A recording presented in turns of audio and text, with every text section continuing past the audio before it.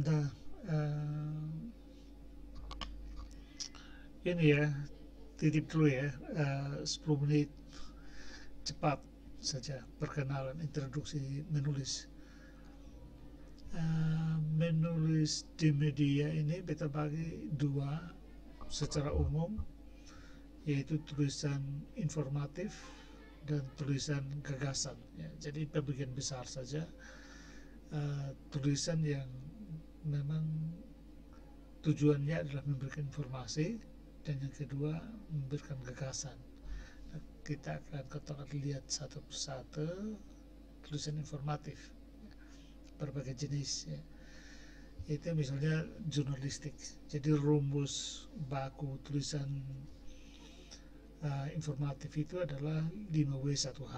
Itu kan walaupun nanti yang kita belajar nanti adalah tulisan gagasan ya, tapi ini hanya memperkenalkan supaya tahu bedanya saja ya. Jadi yang pertama dari jenis tulisan informatif adalah tulisan jurnalistik 5W1H.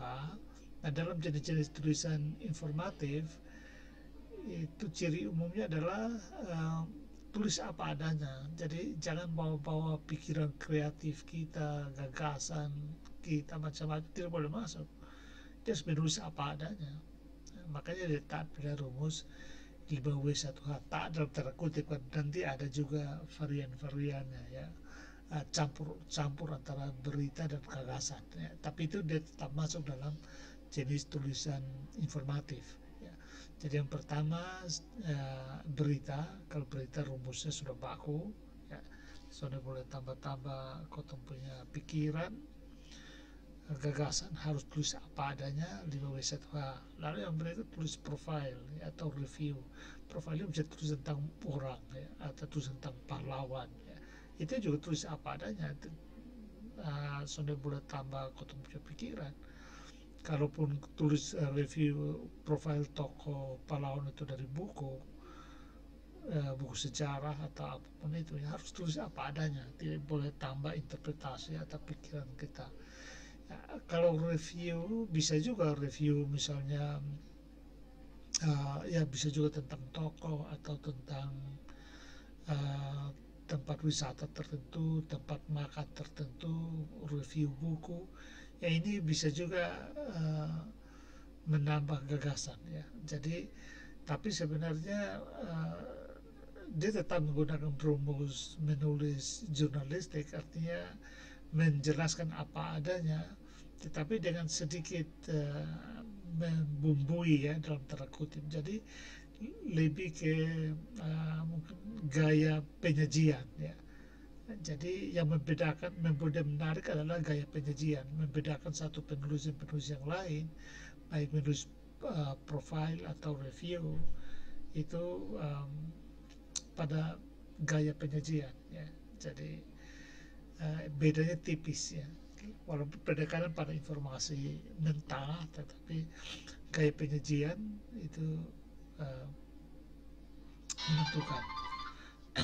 Yang berikut itu listicle. Listicle itu menulis ya yang poin-poin saja. Jadi misalnya uh, tulisan yang modelnya adalah 5 tempat wisata paling menarik di NTT misalnya ya. Satu apa, dua apa, itu namanya list ya, listicle. Atau 7 tempat CI di Kupang yang harus Anda coba misalnya ya. Nah, itu juga listicle ya. Jadi dia langsung poin-poin saja, satu apa, dua apa, tiga apa. Nah, ini juga menjelaskan apa adanya, tetapi kadang-kadang campur juga dengan uh, ya gaya penyajian ya, atau mungkin juga menggali sedikit yang bisa mengumbar emosi pembaca ya. Misalnya apa namanya, kalau 7 tempat CI misalnya, dia bisa cari tahu sampai ke sejarah dari pembuatnya misalnya ya, ya. Tapi itu gaya penyajian saja ya, pemaparan. Lalu yang berikut catatan perjalanan. Nah, catatan perjalanan ini bisa juga kita buat pengalaman. Misalnya kalau Chris tulis pengalaman dia di Rusia misalnya ya, itu masuk dalam catatan perjalanan. Dia menceritakan pengalaman dia selama kuliah di Rusia, bagaimana dapat teman, bagaimana kuliah-kuliah awal misalnya ya, dan lain-lain ya, bagaimana mengakses perpustakaan atau berhadapan dengan budaya baru Rusia dan macam-macam ya. Itu masuk catatan perjalanan ya. Tulisan tentang pengalaman kuliah walaupun tidak jalan kemana-mana ya, tapi itu bisa juga masuk ke dalam jenis catatan perjalanan. Nah, yang satu adalah tulisan how to ya. How to ini memang tulisan panduan ya. Jadi misalnya bagaimana membuat khotbah yang bagus, misalnya Pendeta Abdi membuat tulisan how to ya, bagaimana membuat khotbah untuk masyarakat kurang berpendidikan ya, kira-kira begitulah, masyarakat pedesaan ya, bagaimana membuat khotbah yang cocok bagi masyarakat pedesaan ya, atau bagaimana membuat khotbah yang kontekstual ya, itu how to. Bagaimana membuat CI yang enak ya, misalnya itu tulisan-tulisan how to. Nah, semua ini masuk dalam kategori tulisan informatif ya. Jadi, nah bukan ini yang kita latih, itu maksudnya ya. Jadi yang kotong apakah latih itu lebih ke tulisan gagasan ya, yaitu yang yang mana tadi ya, sudah tulisan gagasan ya. Oke, yang ini ya, kita masuk ke tulisan yang ini yang akan kita belajar bersama ya. Yang itu ada dua bentuk besar, dua kategori besar, yaitu essay dan opini ya. Ini beda-beda tipis tapi perlu disampaikan karena mungkin kalian kosong nanti tertarik pada salah satu. Kan beda sih, rasanya lebih tertarik ke essay ya. Tapi perlu paham lah supaya nanti tulis mulai latihan itu mudah ya. Nah, pertama essay ini kenapa beta suka? Karena dia menekankan pada sudut pandang ya. Keindahan atau kualitas sebuah essay sangat tergantung dari sudut pandang yang kita pilih ya.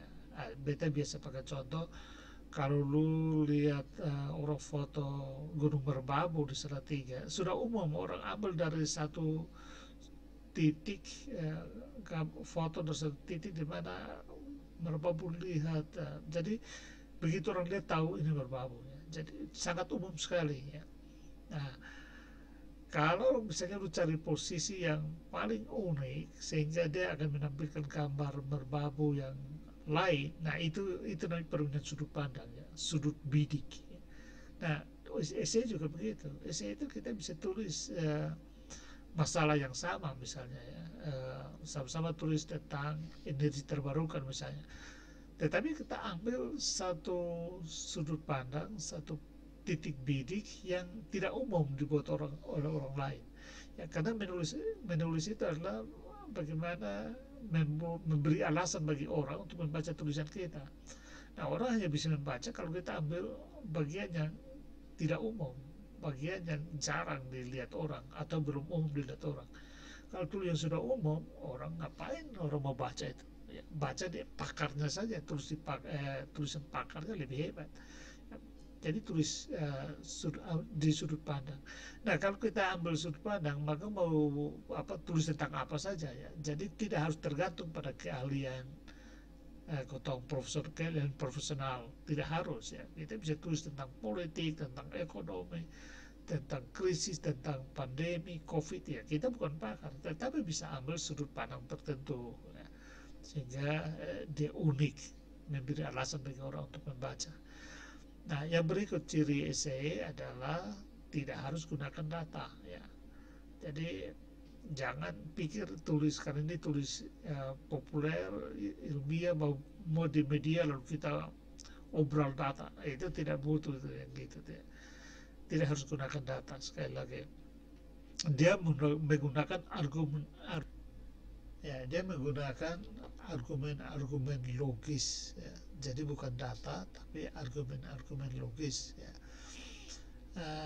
Yang berikut, esai itu kelihatannya secara umum tuh induktif, ya. Dia induktif. Jadi uh,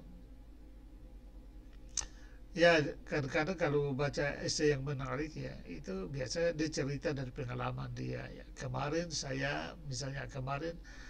di kafe saya ketemu teman lalu berdiskusi, eh, dan dia mengatakan sesuatu yang menyentak hati saya misalnya kayak gitu.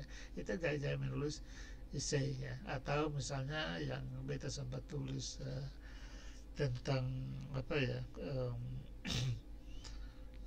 ya, yang sebenarnya tulis kirim ke Detik lalu dia tolak ya, jadi akhirnya kirim ke Ricky Muat di Indonesia Menalar yang tentang apa namanya, kekerdilan beragama lah kira-kira gitu ya. Itu beta mulai dengan waktu di kafe, ada teman yang bilang entah di setelah mati ada surga atau neraka itu betul atau saudara, tetapi yang pasti beta ingin di tempat yang berbeda dengan Risik dan Amin Rais ya. Jadi dong di mana beta jangan di situ ya. Katakanlah kalau dong di surga biar beta di neraka senang apa-apa. Kira-kira begitu teman itu. Sebenarnya Jeffrey Lepas yang bilang ya. Bilang begitu. Jadi dia menceritakan dari hal-hal yang sederhana ya, pengalaman-pengalaman unik, bisa juga hasil hayalan, tetapi dia jadi pintu masuk untuk membahas sebuah isu yang besar ya. Um, Misalnya apa namanya, ibu yang menyiksa anaknya yang masih bayi misalnya ya, itu sebuah kasus kecil lalu kita tulis apa namanya, mendeskripsi sedikit itu lalu kita masuk. Sebenarnya di balik itu kita akan bilang bahwa di balik itu sebenarnya ada masalah besar atau ada akar soal besar dari bangsa ini yang harus kita perhatikan, kita selesaikan misalnya. Lalu mungkin sudut pandang psikologi yang diambil atau sudut pandang apalah, tekanan ekonomi atau apapun ya. Jadi dia mulai dari pengalaman-pengalaman keseharian karena itu sifatnya induktif ya. Yang berikut, pengungkapannya sederhana, santai, mengalir. Jadi biasanya dia menggunakan, menurut saya atau saya berpendapat bahwa ini tidak seharusnya demikian, misalnya kayak gitu. Atau saya berpendapat bahwa um, masalah ini tidak sesederhana dilihat orang, misalnya begitu ya. Itu namanya esai ya. Atau menurut saya apa namanya, masalah-masalah yang ada ini bisa dilihat dari sudut pandang apa ya. Jadi di situ langsung menegaskan sudut pandang ya. Jadi di sini bahasa-bahasa dipilih itu bahasa sederhana, bisa juga bahasa sehari-hari ya, tapi um, apa namanya, ya populer untuk umum ya. Dia bisa juga menggunakan ungkapan-ungkapan khas ya, misalnya dialek Kupang, tapi dia harus dalam dikasih tulisan miring ya, lalu diberi penjelasan ya. Kalau belum terlalu, kira-kira belum banyak yang pahami, itu bisa dikasih miring. Lalu yang berikut adalah opini ya. Yang kedua adalah opini. Nah, opini ini kekuatan juga di sudut pandang sebenarnya ya, dan sudut pandang itu lebih ke ya akan bagus kalau dia menuju pada keahlian tertentu. Kalau lihat baca-baca tulisan Kompas itu biasanya itu opini ya, itu ditulis oleh ahlinya betul ya. Itu karena itu dalam tulisan opini dia membutuhkan dukungan data ya. Tapi tidak banyak juga karena media itu umumnya ya umumnya itu hanya 1.000 kata ya. Masa tulis 1.000 kata masa sudah bisa ya kan. Nah, cuma 1.000 kata paling banyak, maksimal 1.000 kata, sekitar 700 sampai 1.000 kata ya. Jadi sudut pandang ya. Bisa juga sebenarnya bisa juga sudut pandang model essay, jadi tidak harus sepakat, tapi kita mencari sudut pandang yang unik, hanya harus butuh dukungan data ya. dia selalu menuntut dukungan data. Namanya kalau opini butuh dukungan data. Selain argumen, ya kalau di essay yang penting adalah dukungan argumen. Ya, tetapi kalau di opini itu data dan susunan argumen yang logis. Ya. Dan yang berikut bahasa sedikit formal, ya, tetapi populer. Ya. Jadi tidak seperti essay ya yang bisa santai saja, bahasa-bahasanya bahasa keseharian tapi populer. Nah, kalau di opini itu dia sedikit formal tetapi populer. Jadi sedikit formal itu maksudnya dia seperti menulis jurnal ilmiah ya, sama sekali koran biar Kompas sekalipun akan buang kalau tulis gaya jurnal ilmiah, karena itu terlalu kaku ya. Dia harus kalau orang yang punya keahlian teknis seperti Chris ya, itu harus mampu menjelaskan hal teknis itu dalam bahasa yang populer ya. Coba ambil bacaan contoh-contoh tulisannya Lig Vilarjo ya, bahasa kimia misalnya, dia fisika yang sangat ketat, dia bisa menjelaskannya secara sederhana. Misalnya dia masih ingat dia tulis tentang partikel Higgs ya, titik Tuhan itu ya, ya orang sebut partikel Tuhan ya, yang menjelaskan sebenarnya tentang partikel primitif berbentuk Big Bang, kira-kira begitu ya. Lalu dia menjelaskan itu di Kompas, dan itu orang sosial tapi baca sangat paham ya, bisa memahami lah gitu ya. Nah itu contoh dari tulisan-tulisan berbasis ahli atau profesional yang bisa dibahasakan secara formal, secara populer. Nah itu kira-kira dua jenis tulisan ya, yaitu essay dan opini yang kita bahas ya, atau kita akan pelajari bersama-sama, yang nanti coba menulis ya. Jadi sebaiknya waktu menulis jangan pikir ini essay kah, ini opini kah, menulis saja ya. Yang penting kekuatannya ada di sudut pandang ya, jadi tulis saja ya. Ada data pakai, tidak ada tidak usah pakai ya. Jadi menulis saja, nanti baru kalau bahas itu baru secara perlahan-lahan pasal akan paham juga ya. Jadi jangan terganggu dengan apakah yang dia tulis ini opini atau essay ya. Sebaiknya jangan terlalu pikir itu. Yang penting nulis saja, setelah itu baru kita bahas ya. Supaya melihat oh ini perlu perbaiki ini, perlu perbaiki itu ya. Karena tulis-tulis ke koran termasuk media sosial itu media online itu dia kolomnya sama ya, jadi tempatnya sama, sampai membedakan. Kita yang membedakan supaya waktu menulis itu kita betul tahu persis ini apa, lalu kita maksimalkan ya, kekuatannya atau cirinya ya. Tetapi kalau kirim ke media ya sama juga, di kolomnya sama juga. Misalnya kalau di Kompas ya di halaman 6, atau di katakanlah Detik News ya di kolom, bagian kolom ya, seperti itu. Nah, beta anjurkan tulisan kalau mau latih menulis untuk ke media, cari yang berbayar. Mengapa berbayar?